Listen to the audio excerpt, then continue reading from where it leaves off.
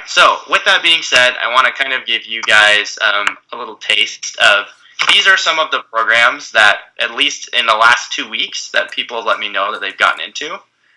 So there's so many good programs across the country, but these are some just in the past 2 weeks from applicants that I've worked with that they've gotten into. These are other programs I get people into regularly, and enough of that. Beating a dead horse, right? Lots of different programs across the country. So my agenda for today is my biggest focus right now is I'm kind of in this new phase of trying to help people adapt to the COVID-19 crisis, which has impacted everybody, right? So I'm going to talk about that, and then based on a lot of the questions that Stacy sent me, I'm going to try to address these topics as effectively but as briefly as I can, because we're covering a lot of ground. And I want to make sure I leave, because we have such a small group, which is actually what I prefer and I love, since I can really answer as many of your questions as you want. I don't have anything planned after this, so I'll stay and answer questions as long as you guys need to, okay? So this is kind of how we'll break down.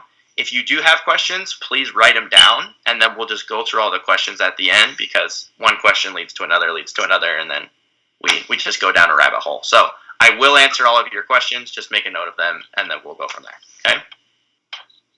All right. Okay, so these are some of my posts that Stacy was talking about.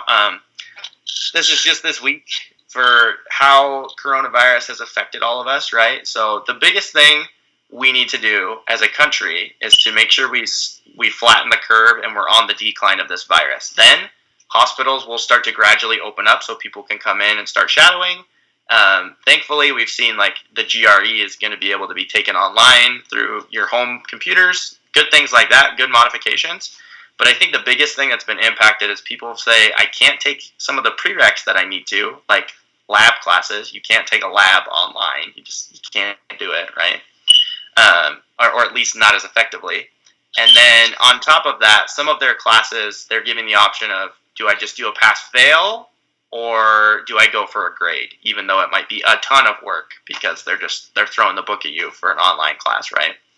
So these are some things that are impacting people, and it's really stressful because people are asking themselves, well, what's going to happen with the application?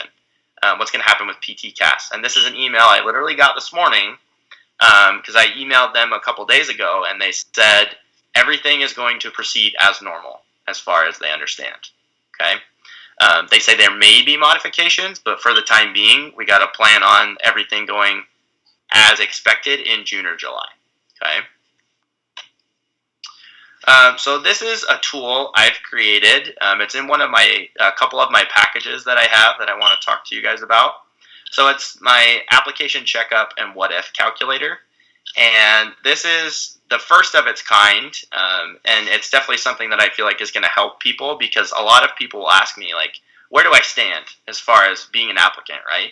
When you look at the whole applicant. And what I've done is I've used the process that a lot of PT schools use when they get all your data and then they input it into their system to kind of give you an overall composite score based on certain things. Every school is different on what they weight more or less, but for the most part, this is a pretty good idea of what you're going to get, right? So this is something, that's involved in one of my packages that can really help you to narrow down and focus.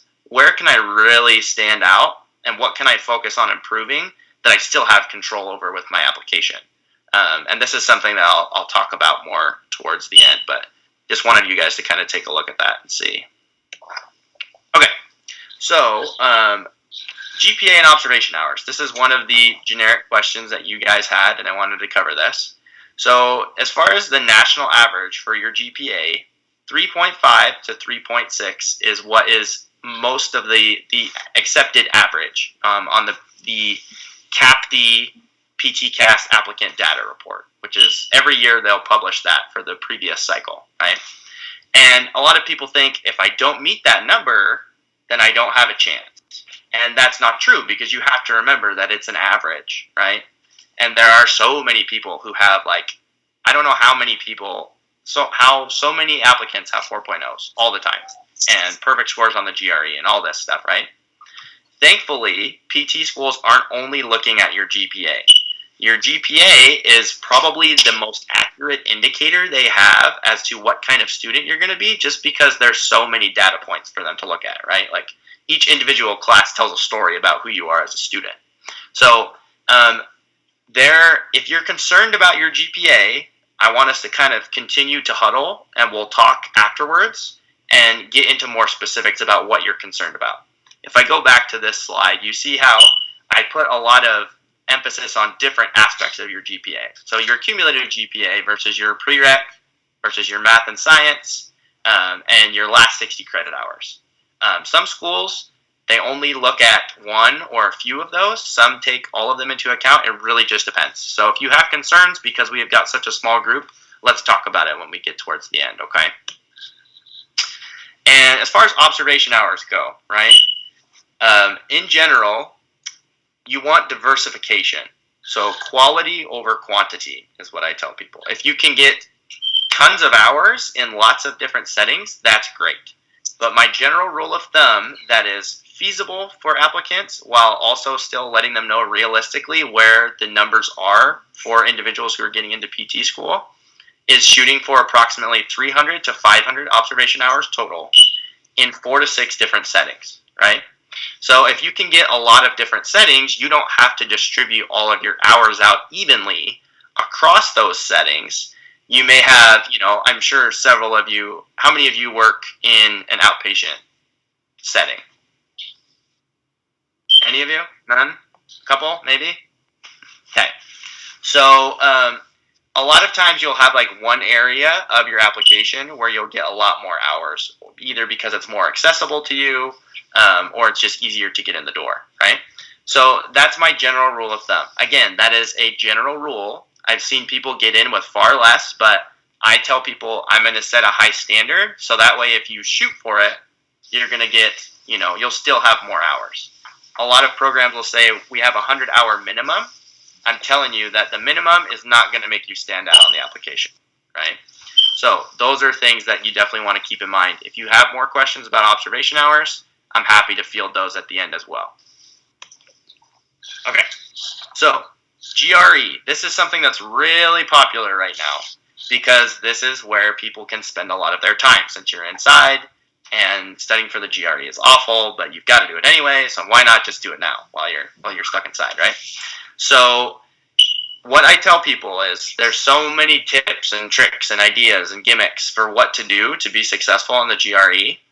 And I'm always a big picture person. Whenever I teach someone or whenever I coach someone, I say, okay, let's zoom out and say, what is the GRE, right? It is high school math and basic understanding of vocabulary and reading comprehension. So you probably, if you study for it, could take this test coming out of high school, right? So the GRE is not scary in and of itself. What essentially it is you just have to know how to play the game of the test. And the only way that you can do that is by taking realistic practice tests, okay? So this is a post that I put out earlier this year. There are so many free resources out there. So these 1, 2, 3, 4, 5. Yeah, and the Power Prep, you get two free full-length online practice tests.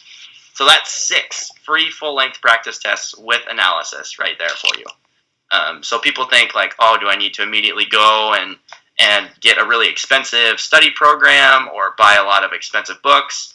And I tell people, if you're having a hard time and you can't seem to improve your scores based on taking a practice test, analyzing where you're weak, and then studying those points, you should be able to improve if you're able to do that. If you can't, then that's when we have to start weighing the options of maybe you need someone to hold you a little bit more accountable or to help guide your thought process a little bit more. But always exhaust as many free options as you can, and then you can start looking into paid options. One of you asked the biggest surprise on the GRE. And when I took a lot of my practice tests, I think all of my practice tests, I think I took 5 or 6. I only had the 2 essays and the 2 quantitative and the 2 verbal sections. But there's a 5th section that's in there. So it's either a quantitative or a verbal section. And it is basically just a throwaway section where they're testing questions to see how legitimate they are, to see how well they would fare. You have no idea which section that is, so you have to do well or try to do well on all of them. But I totally wasn't prepared for that at all. I didn't do a lot of preparation for the GRE. I did well, but I definitely was underprepared, like just knowing the test. So that's what I always tell people is if you really know the test and what you're getting yourself into, that will help you to be able to continue to push and to move forward, right? So that's my biggest surprise. Whoever asked that question, it took me a second to think about it. Just having the mental stamina of saying, oh my gosh, I've got an extra half hour of questions I have to work through. I just didn't want to deal with it. So anyways, that's something that you need to keep in the back of your mind as well come test day. Okay. Someone else asked about the GRE fee waiver, which does exist. So for our individual who's a senior, this works for you. All you juniors, I'm sorry, you're out of luck, unfortunately. So this says, to be eligible, you must be a U.S. citizen who is a college senior or an unenrolled college graduate, which is kind of weird that, it fits into that category. I feel like it should be like if you're a junior or a senior, and then it's just based on your income level.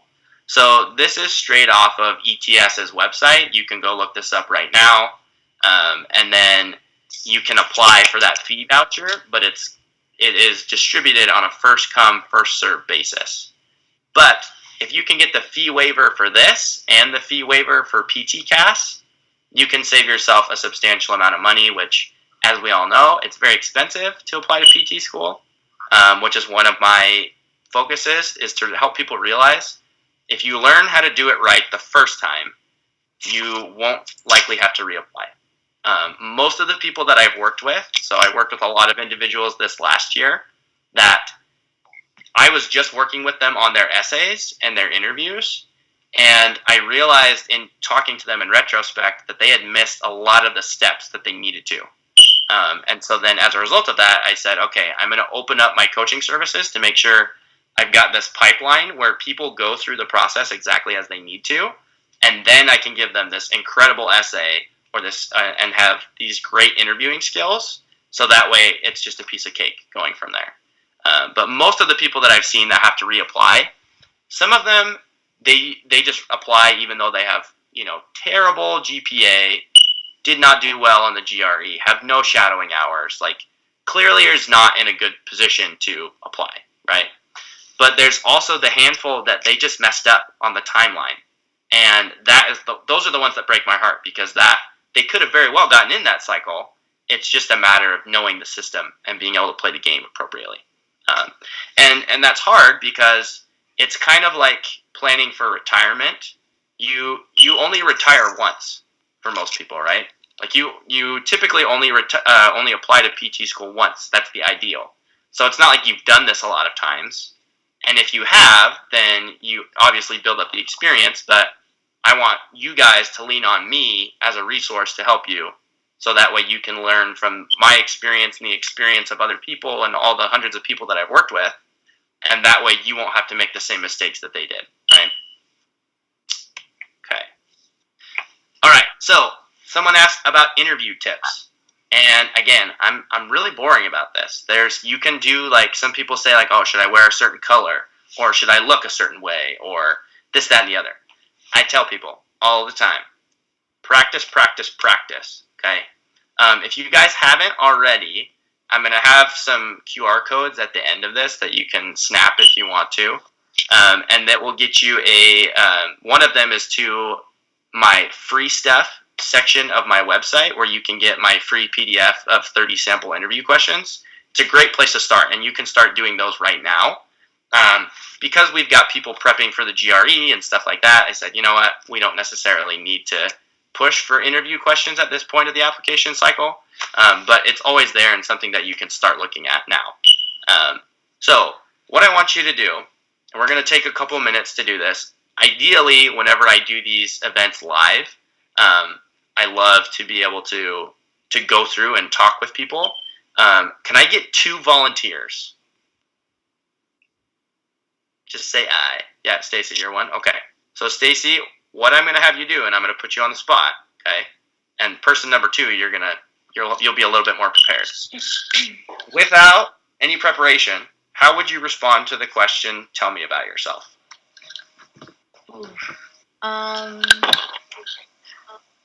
I'm a senior at TWU at Texas Women's University. I am. Oh my goodness, no. I haven't done an interview forever.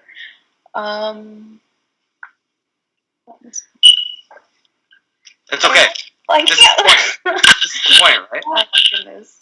It's that happens all the time, Stacy. So thank you for being brave and for doing that, because this is the shock that people have. Is they think like these are such easy questions, and they sit there and they look at them the night before the interview, and then the interview comes and they freeze, or they just word vomit, and they just keep talking, and then before you know it, all this hard work and time and energy that you've put in doesn't get to come to fruition because there was just a lack of preparation, and that's so sad and frustrating, right? So volunteer number 2, whoever's ready. I've only got three more people to pick from. Who wants to tackle why do you want to become a physical therapist? Anyone, go for it.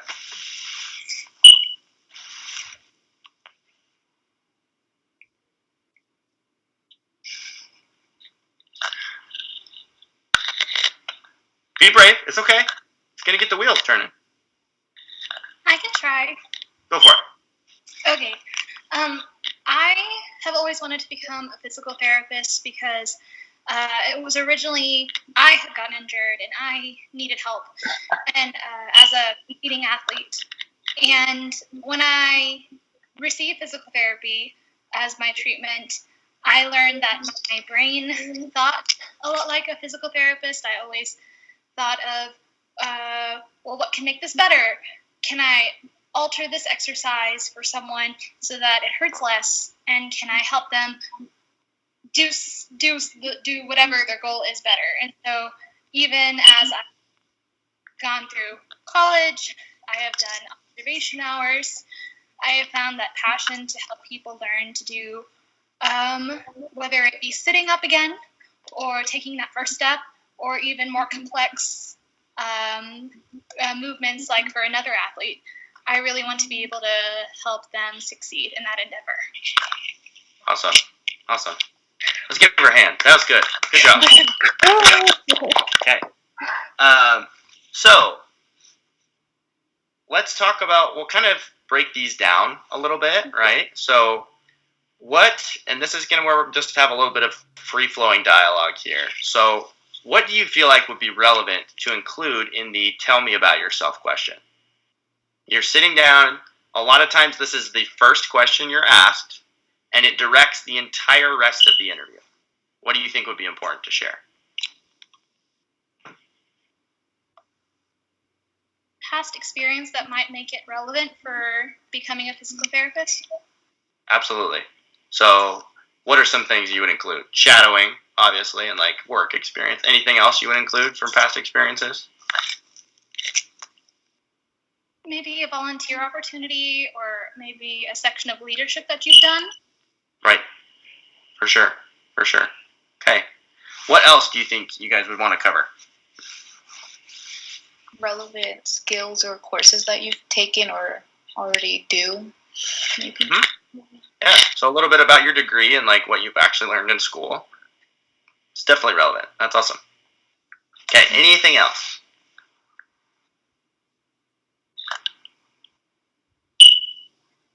It's okay if you can't think of anything. It's just like giving you some time to let the air out of the room. Personal experience? Yes. Like what? Give me an example. Is there something you can think of off the top of your head? For example, I can relate it to, since I'm a first generation student, my parents didn't really have the opportunity to go to college. So we would often go back to Mexico to just see my family, and I would be exposed to the poverty that a lot of people went through, and a lot of people, would be on the streets and couldn't walk, and I could really see how physical therapy could impact them. So for me, that's why I wanted to become a physical therapist, in order to be able to also help, my parents' home country, and be able to set up a clinic there. That's awesome. Very cool. So think about this. I want you to think about if you were to share that in the opening 2 minutes of an interview, two things are going to happen, right? Like, obviously that's going to give them a positive direction to be like, oh, well, how would you want to do that? And then you can sit there and talk through and really kind of show all of these great qualities that you inherently have, just by bringing up, this is an experience I had. This is how it impacted me, right? So that's really powerful. The other thing that's important, besides directing the rest of the interview, they will remember that. If you talk about you walking down the street and seeing someone that can't walk and having a desire to help them, and wanting to be able to go back as a clinician and provide assistance to them, that's something that will be memorable, because quite honestly, it's just one of those feel good, fuzzy human emotions of like empathy and wanting to assist other people, right? So the answers are inside you. You know what you want to say. And my job is to break you down to build you back up, so that way you go into the interview and you just destroy it, absolutely crush it. And there's no question. You walk out of there and you say, if they don't give me an offer, I have no idea why. And that's what we work on, right? Why do you want to become a physical therapist, right? So this also follows a lot of the same vein of what we just talked about. And I think it's important that these two questions are some that you can start practicing right now. Because what happens is, tell me about yourself is your elevator pitch. So you should have this down. I don't want you to sound like a robot when you say it, but it's something you definitely should be able to have a general idea of. These are the key concepts that I want to share with people, right? So for me, a lot of people say, well, how would you answer those questions? If I say, tell me about yourself, I'm going to include some things about my family, about if I was going to PT school now, I would say, like, I'm married, I have a daughter, and that's opened my eyes just to see the importance of being able to care for people. And when other individuals lose that ability to care for people, that's the most rewarding thing for me, to give that back to them. So if there's, a mom or a wife or a husband, father who can't do what they need to for their family, that's super rewarding for me. And then talking about, like, I would talk about my exercise science degree, being a leader in the pre-PT club. I would go play bingo with old people every Tuesday when I was in college. And I served a church service mission, just things like this, where they get a story about you, right? But it only takes a couple minutes to share all those things, instead of, tell me about yourself. Oh, I like to be active. What physical therapy student doesn't like to do something active, right?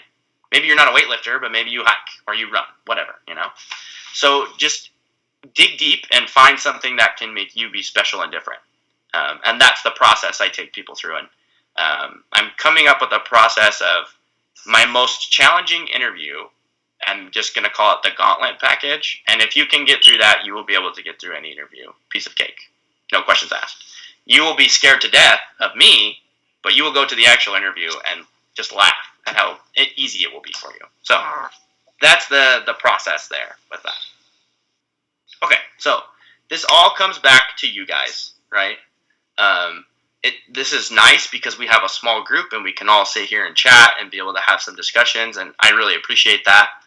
But at the end of the day, the thing that means the most to me is when you have an individual applicant who is able to realize their personal strengths, convey them, confidently share them with other people, and successfully navigate the application process in general, and be able to reach their goal of becoming a PT student and eventually a physical therapist, right? So that's what it means to me. I look at it a lot like how I work in practice. We work with lots of patients, but it's all about the one-on-one emphasis, and that's what really matters to people. So for you guys and for all of the applicants right now who've been affected by COVID-19, I want to, any of the plans that have been derailed for you, I'm going to be starting a promotion, and you guys are literally the first people I'm pitching this to. It's going to roll out tomorrow, but I was like, oh my gosh, perfect timing. We can go for you guys, okay?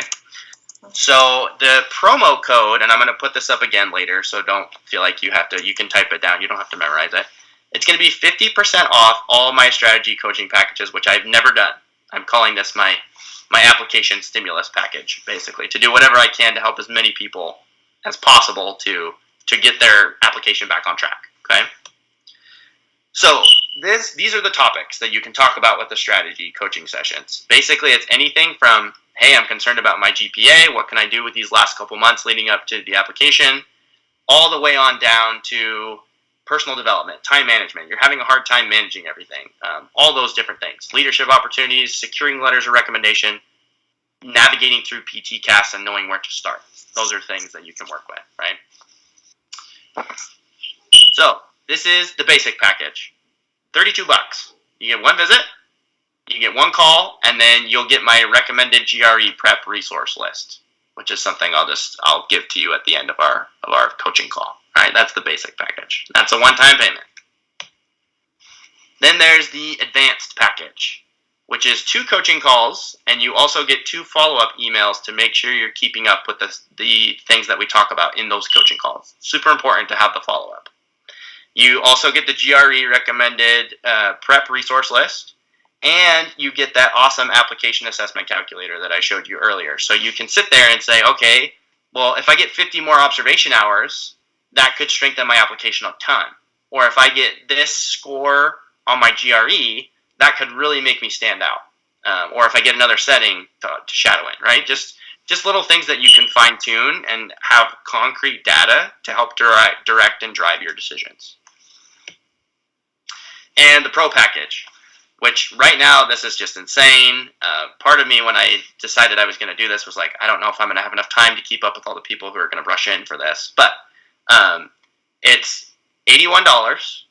You have 3 coaching calls, 3 30-minute coaching calls. You get 3 follow-up emails. You get the recommended GRE prep resource list, the application assessment calculator, and 20% off all my additional coaching packages, which then you would get into like the essay preparation and the interview prep, right? So huge, tons of value in this one. And it's an awesome opportunity for you guys. So what I'm going to do is, because I'm expecting a high response to this, I'm going to cap to the first 100 people, right? And then I can't take on any more because it's just going to be insane. I won't be able to manage everybody. And you guys are literally the first group of people that I'm rolling this out to. So you can get your first pick of the litter, right? And again, that promo code is COVID50, okay? Just all caps, COVID50. Okay, so here on the left, if you want to follow me on Instagram, if you haven't already, I appreciate Stacy giving me the shout out. I post tips 4 days out of the week. Marketing is not my favorite thing to do because I love to interact with you guys, but I still post stuff. I'm trying to stay relevant and keep things up to date for you guys, right? And then you've got my website is the second QR code where you can download the free interview questions PDF, and you'll also get onto my monthly newsletter, which for you guys will kind of just be a rehash of what we're talking about right now.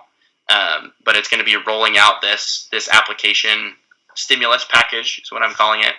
And then to the right, that far right QR code is the option for you guys to be able to go ahead and look at my coaching packages and take a look at the strategy sessions there, right? So only the 100 spots are available. It's going to go quickly, and I definitely hope I can work with you guys. If not, that's totally fine.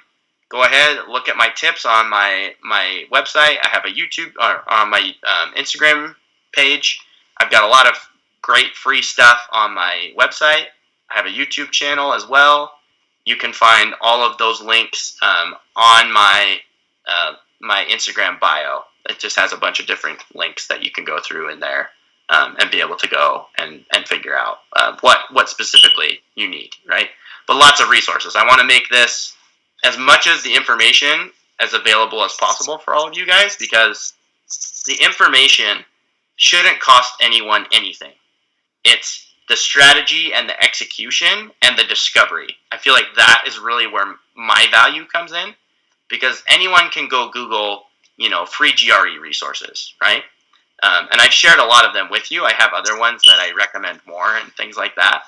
But anyone can look up those things. But it's the transformation of helping you to realize what really makes you special as an applicant, and and making sure that you follow the steps in the appropriate order that you need to, so you can successfully arrive at your final destination, which is getting your license, becoming a physical therapist. And in order to do that, you have to go through PT school. There's no way around it, right? So that's my presentation right now. I'm going to leave this up just in case you guys want to continue to snap any QR codes or things like that. And I probably will end up sending Stacy just links in an email to you guys that she could forward out, if that works. Stacy, do you have a bunch of emails to send stuff to? Do you guys have like an email list or not really? Oh, yes. We got all of that down. Perfect. So, yeah. I'll type in my email right now, actually. Okay, great. Thank you. But I'll just leave this up. What questions do you guys have? I feel like we zoomed through that and it was fast and furious. So we've got a half hour or so to just whatever personalized questions you have about your application, just go ahead and fire away if you feel comfortable. Right. I have a question. Yes. So, basically, with this whole COVID-19 thing going on, I was doing some shadowing, but I had to stop that, because of the whole social distancing.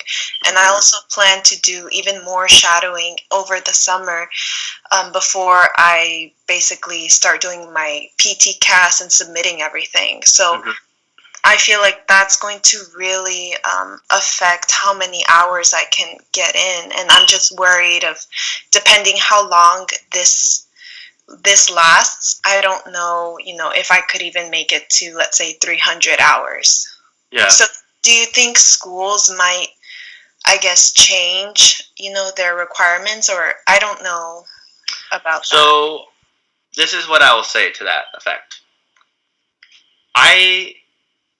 The schools are not under a rock. Like, they know that this is happening, right? And quite frankly, this year might be an opportune time for people who are like, my application's kind of all over the place. It might give them an equal opportunity to get in and at least get an interview. So yes, I believe, even though PTCAS says everything is going to proceed as normal, that's just for PTCAS, right? There are 280 programs in the country, and each one of them may look at the application a little bit differently. So what I would do if I were you is I would identify, do you have a list of schools that you're really focused on trying to get into? Mm-hmm. Okay, perfect. So what I would do, and this is definitely a proactive thing that you can do right now, is I would reach out to them and ask, are you making any modifications to the application cycle because of what's going on? And there was someone, I had made a post earlier today about not accepting prereq classes, right? Because and someone commented that they had contacted the school and they said they would accept just pass-fail, right? And so that's good to know. And it's kind of like the COVID situation itself, is we have these generalized nationwide guidelines, but every state is different with what they're implementing and the restrictions they're having, right? And that's kind of the same thing as PTCAS is going to be like firm letter of the law, but schools may adapt and do things differently. And I feel like it's not in PT's nature to not be empathetic towards people. And this is just a sucky situation. Like, it's awful, and there's nothing that you could do to be like, I have to go in and get more hours, but I can't because everything is closed to volunteers or to anyone who's doing observation, right? So what I would do is I would continue to remain in regular contact with the places you did have set up to go, because let's say come June, they open things again and they'll let you come. Just hypothetically. I don't know anything, but hypothetically. You could still get handful of hours in that time period, and that could push you over the top in terms of having enough. The other thing you have to look at is I know for a fact you aren't the only one that has shadowing hours lined up. I had someone who said they had 3 internships lined up for the summer, and they're all gone, right? And how heartbreaking that is for them, because they work so hard to get them, and then they're gone, right? So collectively, I feel like the average is going to drop just because of the nature of this beast, right? But PT schools aren't going to not accept an entire class of people because they don't meet the requirements, right? And I think what will happen is we'll look back on this year and you will see a big dip in observation hours, GRE scores, GPA, potentially. Not saying that's always the case, but potentially because of the circumstances of what's happened. So PTCAS says things will move forward as normal, but you have to reach out to every program individually and ask them, what are you doing? Are you looking at things differently? And then they will be able to give you the most accurate response to what you can do and what is gonna be fair to them. Thank you. Does that make sense? Mhm. Okay. Probably more than you bargained for, but that's how I roll. So, anyone else?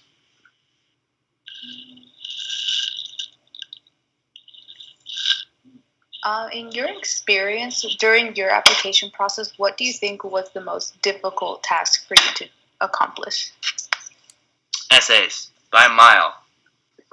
Okay, so and this is another reason why I focus so much on essays early on with people. Is there are so many things that you could fill out on the application process, right? Like you look at PTCAS and it's enormous. There's so much that you can do.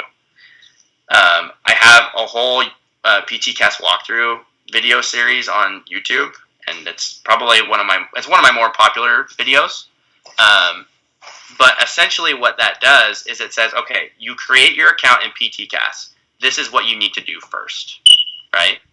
And a lot of those things, everyone thinks like, oh, I need to put in my grades. No, I want you to put in your grades when you've been after you've been hammering out your essay for 3 hours. And then you don't need to have a lot of intellectual stamina to look at your unofficial transcript and plug and chug, right? So that's what I tell people is people always underestimate how difficult the essay is going to be, how much time it's going to take. And a lot of my coaching helps expedite that because you have these bursts where you'll work on it and then we'll come back and look at it. And I'll tell you, okay, we're going to keep these 2 paragraphs, but the rest has got to go. We got to start over. Instead of you just continue to polish a turd until you eventually give up on it, right? And you're like, I can't do anything else with this. It's not great. And that's what breaks my heart is there are some applicants who they literally would get into school if they had a good essay. Sometimes I've seen that literally make or break an application. Like they were on par, had the same numbers as another applicant, but then they blew the essay, and that person who had a slightly better essay gets the interview, right? So it can be a division of that, and I tell people you're going to underestimate how much time you're going to spend on it because you think, oh, I know how to write, and then you're going to look at the prompt and be like, oh my gosh, I can't think of anything, right? So that's what I would do, and again, if you are a good writer and you can go for it and be strong and comfortable and efficient with your time, then by all means, go ahead and go at it alone. If you are someone who you feel like you're going to struggle in that aspect and it stresses you out to think about writing multiple essays in a short period of time, then that's what I do. Like that's my area of expertise. And I think if you ask pretty much every applicant, they're going to tell you it's not that it was unexpected, but you just don't realize the magnitude of the task until you're in it and you have a deadline in 2 hours. You're like, oh my gosh, I have to finish this thing, and off it goes, right? So, yeah. That answer your question? Yes, definitely. Okay. To bounce off that, may I ask, what do you mean by short period of time? Like, how long do we have to write those essays? So, it really just depends on what the school deadline is. So, you have, I would say the biggest wave is in October. So from when the application opens, whether that's like the very end of June or very beginning of July, it kind of varies from year to year. But around that time frame, until you get to your deadline, that's the time period you have. But if you delay writing your essay, that time gets squished. And then you go back to school and things get busy. And I always try to tell applicants, if you can, finish everything before you start back at school if you're a junior. Right? And that's just for sanity's sake, because otherwise you start having so many irons in the fire that it's hard to really focus and devote the energy. Now, if you're one of the applicants that wants to do early decision, that's a whole other ballgame, right? So early decision, are you guys all familiar with early decision? Have you looked into it? No? Okay. So early decision is what you can do is if there is a program, and there's a list on PTCAS of programs that participate in early decision, let's say you have your heart set on one school, and that school happens to participate in early decision. What you do is you have to submit your application by, I can't remember, sometime in the middle of August, I think. Yeah, this year was August 15th. So sometime in the middle of August, and then that program has basically a month or a month and a half to process your application. Some of them call you in for an interview super early, and they will let you know by September, end of September, whether or not you've been accepted to their program, right? So if you get accepted, great. You only had to pay the $145 for PTCAS and apply to one program, and you're done. So it really just depends. But your timeline is, I've got from the opening of the application till when I go back to school. If you're going to be responsible, that's what I recommend to people. And if you have lots of essays, of course, you can prioritize, okay, I've got to get these ones done first, and then I can work on these ones later because they have a later deadline. But I always try to impose earlier deadlines than what the actual deadline is for the program, because it's, before you know it, you'll have your back up against the wall and you're going to be real stressed out. So it's not good. That answer your question? Okay, great. Just keep going, guys. I'm ready to go. Yeah. So whenever they're selecting students for a particular program, I heard that they do it in waves, the first few people that applied and then the people that applied later. How does that work? Is that true? Are you talking about, so if a program does what's called rolling admissions, that also plays a factor, and I think that's what you're talking about. Maybe I'm wrong, but it's basically the sooner you apply, the better chance you have of getting in. Okay, right? So is it kind of if, in a way, almost first come, first serve? Kind of. Okay. Yeah, and so let me talk about this, because again, this is something that you have to go program specific. My eventual goal is to have a giant master list of these programs participate. They all have rolling. These are all their data. This is how much their tuition is, all that stuff. But you have to go on a program by program basis and say, do you guys have rolling admissions, or do you just say have it in before the deadline?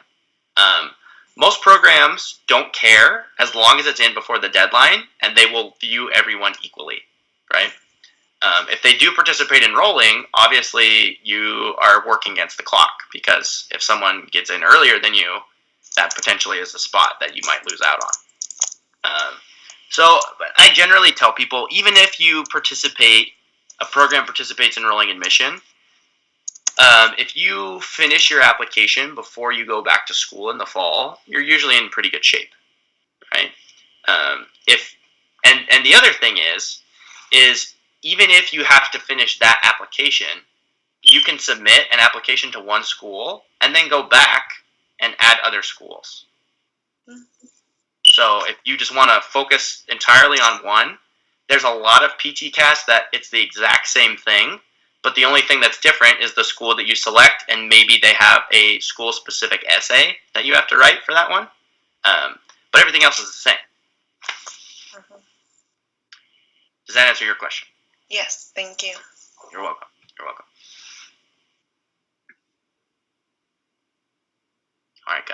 12 minutes. Rack your brains. I have a question. Just going back to essays. So the essay topic, is it the same each year? And can we start before the application opens? Can we start drafting it before July? So the application prompt will be different this year. So from what PTCAS has done traditionally is the prompt is the same for 2 application cycles in a row. So we had the previous prompt. This was the second year of that prompt. So we get a new one this application cycle, most likely.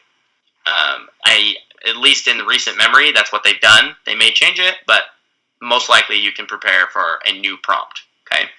You absolutely can start drafting, because what I tell people is I don't care what the prompt is. My process of getting you to have a awesome essay is exactly the same regardless of what the prompt is. And one of my other favorite sayings is sometimes the only thing between you and writing a good essay is the prompt. Like, if you just, I'm not saying ignore the prompt, but look at, like, okay, is there one key word that they want me to get from this prompt? Like, one key focus they want me to have. Instead of being like, I have to bring all this stuff in. So what you can start doing now is you can look at, and this is what I'm going to have some webinars over the summer where I have an intensive, like, these are things that you can do to start kicking butt on your essay right now, even before the application opens. So definitely keep your eyes and ears out on my social media, or subscribe to my newsletter, and you'll learn about that. But what I can tell you right now is you can start identifying your personal strengths. Okay? What makes you tick as an applicant? What makes you awesome?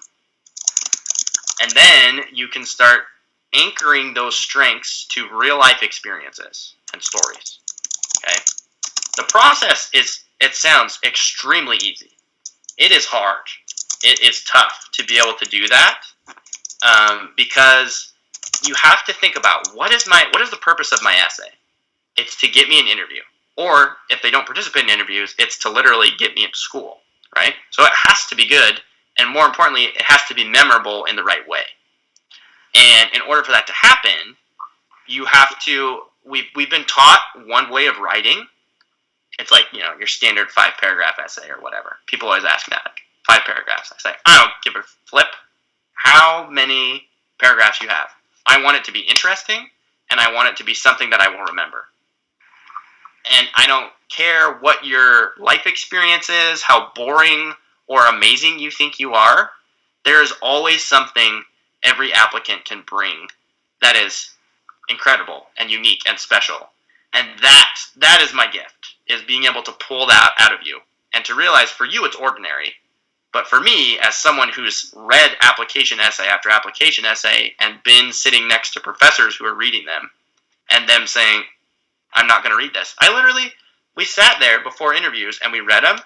I read 15. 2 of them were good. And these were like the cream of the crop who applied to NAU, which is a very competitive school. And I was baffled. I was like, only 2 of them. And the rest of them, I didn't even read past the first 3 sentences. And unfortunately, that happens a lot. So if you start doing those things, focusing on refining what are my personal strengths and what experiences do I have from shadowing, observation hours, working, volunteer experience, my personal life experience, that can draw those strengths out, that's the process. And then which I hope I work with all of you guys, because you seem real sharp and it'd be a great opportunity in the future. And then if we work together, the process is just getting that to be so compelling and juicy. I'll give you an example. So there was an individual who I worked with this last application cycle who she wants to, similar to what was brought up earlier in the call, she wants to work with underserved populations, right? Like that's her goal, is to kind of go to impoverished areas of the world and to help them with physical therapy. And she talked about like her time in a nursing home and when she worked there as a CNA, which is great experience, right? And she talked about her job as a tech, right? And as I kept poking and prodding, she told me that she had visited an orphanage in Ghana and had I almost started tearing up just thinking about it. This beautiful moment with this little girl who had no legs. And I was like, hello, why are we talking about this stupid skilled nursing facility when you have this gold that we can use? And not to say skilled nursing facilities aren't good, but I'm just saying, for each applicant, there is some gem of an experience that you can bring to the forefront. And as soon as I start reading it, my brain waves are going off the charts. Like, I want to know what happens. This is exciting. And I want to meet this person. That's what your essay is for. It's not just to check a box. It's to make them excited to meet you either when they extend you an acceptance offer or at the interview. So, yeah. Thank you. You're welcome. Good question.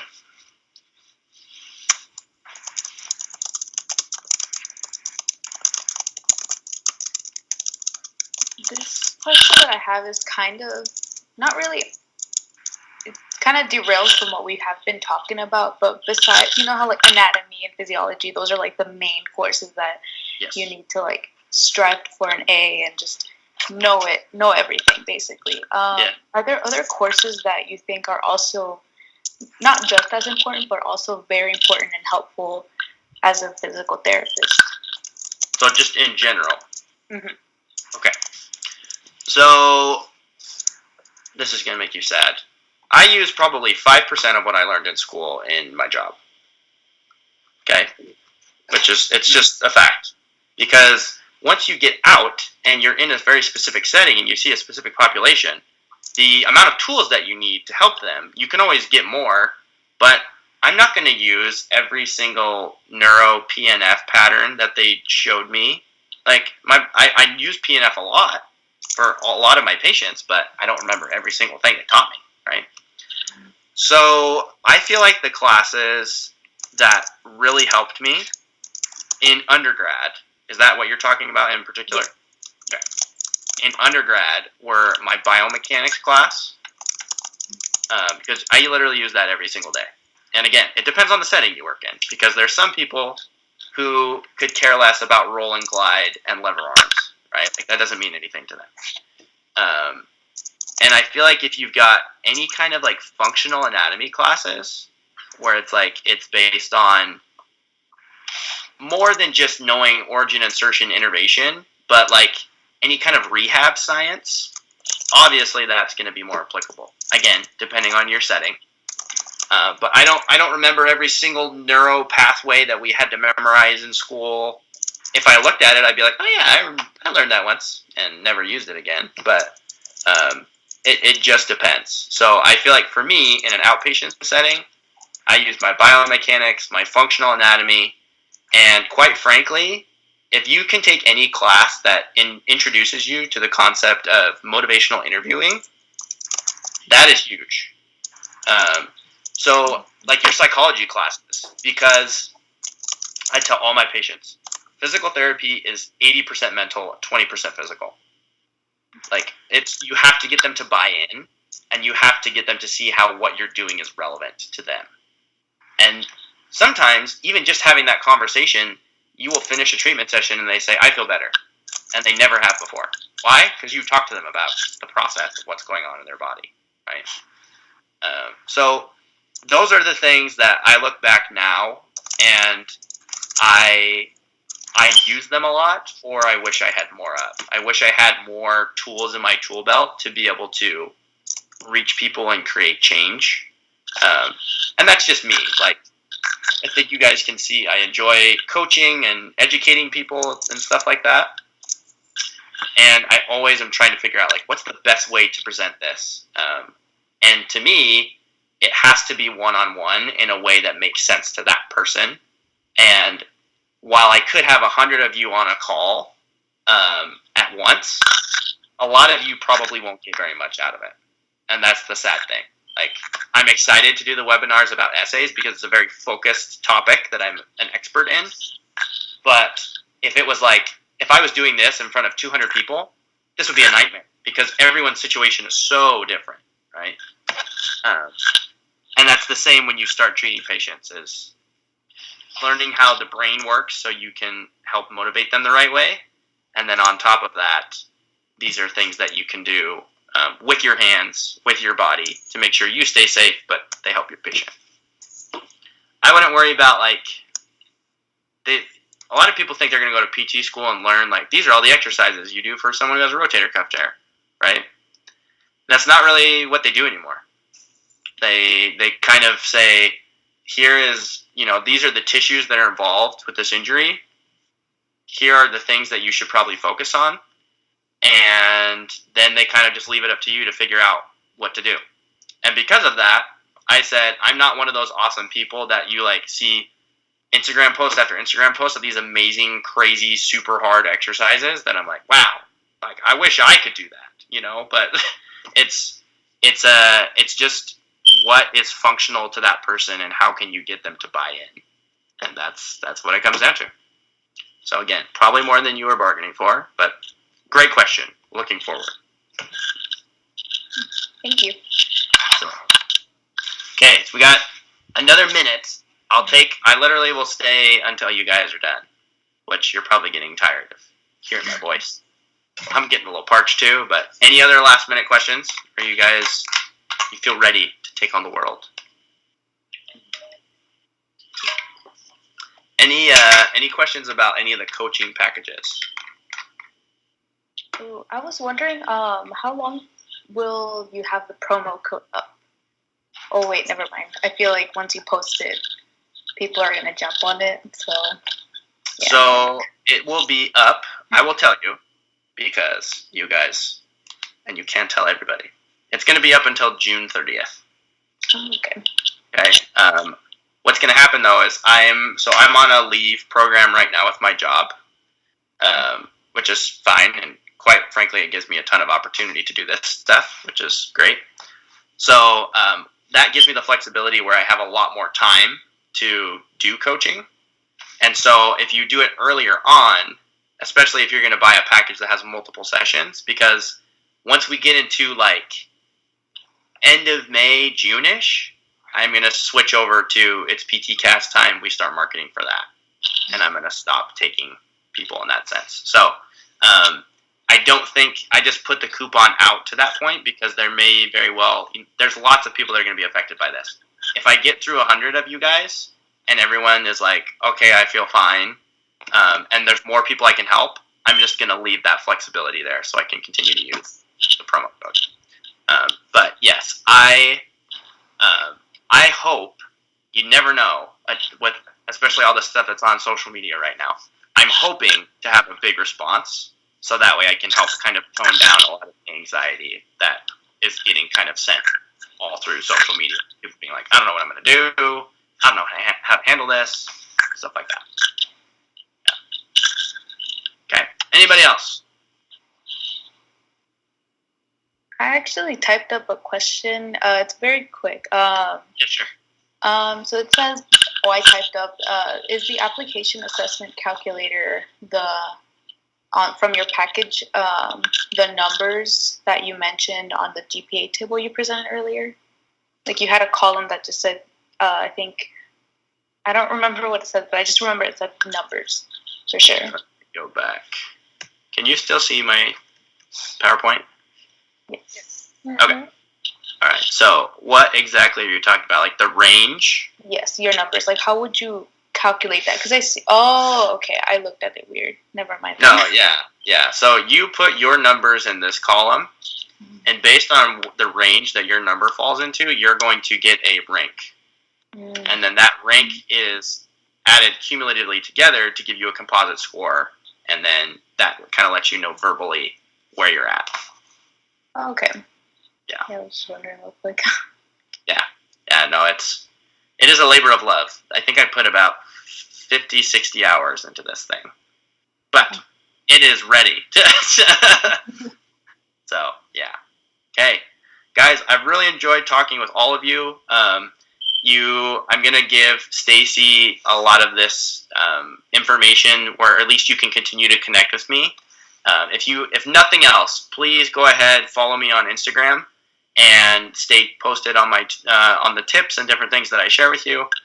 If you want to continue to coach with and work with me, I would love to work with you. If you feel like you've got what you need and you're ready to roll, that's why I do this. I know there's going to be a lot of people that they just get it and they can run with it, but I also know there's a lot of people that need some help along the way, and so that's why I'm here for both parties. I want to educate and then help the people who need a little bit more assistance. But if you ever need anything, just let me know. I don't know if I'll be able to remember everybody's names or when we talked, but I'll remember if you tell me it was at the TWU. Then I'll remember. Remember Texas Women's, and we can go from there. Okay. All right. Before everyone goes, is it okay if everyone just like does a quick post? So we'll post on the Yes. Instagram for the clubs. Let me get out of this. Let me see. Here we go. Okay. Ready? 1, 2, 3.